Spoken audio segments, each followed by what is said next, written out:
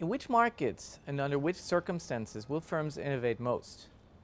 We'll focus on these and related questions in the next couple of videos. So on the one hand, firms in competitive markets could be said to have strong incentives to innovate. Because after all, they're not making huge profits from their existing operations anyway, and they have every incentive to innovate and differentiate themselves from their competitors.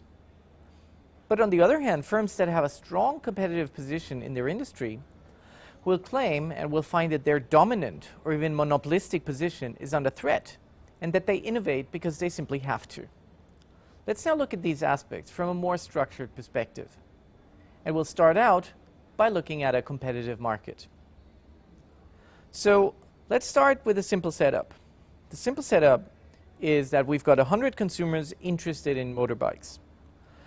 60 of those consumers would pay a maximum of 5,000 euros.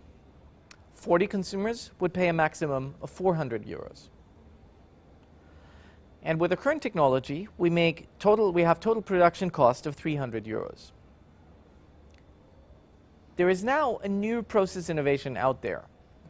And that process innovation would decrease my production cost from 300 to 200 euros. The simple idea is that whoever spends most on the innovation will get the innovation, either by being granted a patent or by being first in the market, right? So that's the simple idea. It's a very simple setup. Now, in a competitive market, we assume that there are 10 companies producing and selling motorcycles.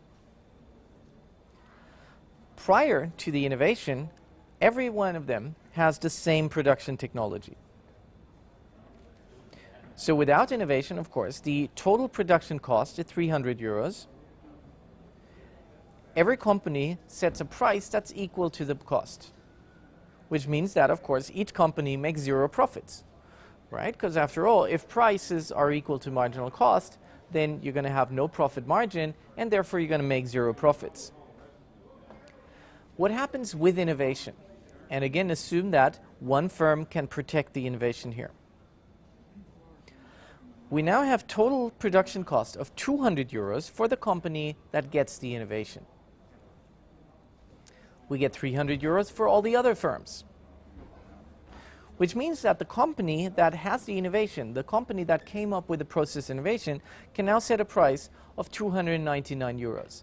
Remember, we're selling exactly the same motorcycle, which means that all consumers are going to buy from this company because it has a lower price. So therefore, the overall profits of this company are 100 consumers, because we sell both to the high willingness to pay and the low willingness to pay consumers at a price of 299, which gives us a profit margin of 299 minus 200. So therefore, it's going to be 100 times 99, or 9,900. So the profits of the company, the profits of the innovator, are going to be 9,900. All the other companies do not sell anything, and they make zero profits. So with that simple calculation, we can figure out what the value of an innovation is for a firm that is currently in a competitive market. So the total innovation is simply by comparing the profits with innovation with the profits without innovation. So the profits with innovation, we know, are 9,900. Profits without innovation are zero. And so therefore, the difference and the value of innovation is simply 9,900 minus 0, right? So that's going to take us to 9,900. That is the value of innovation. That is how much each firm is going to be willing to pay to get the patent that reduces the production cost from 300 to 200 euros.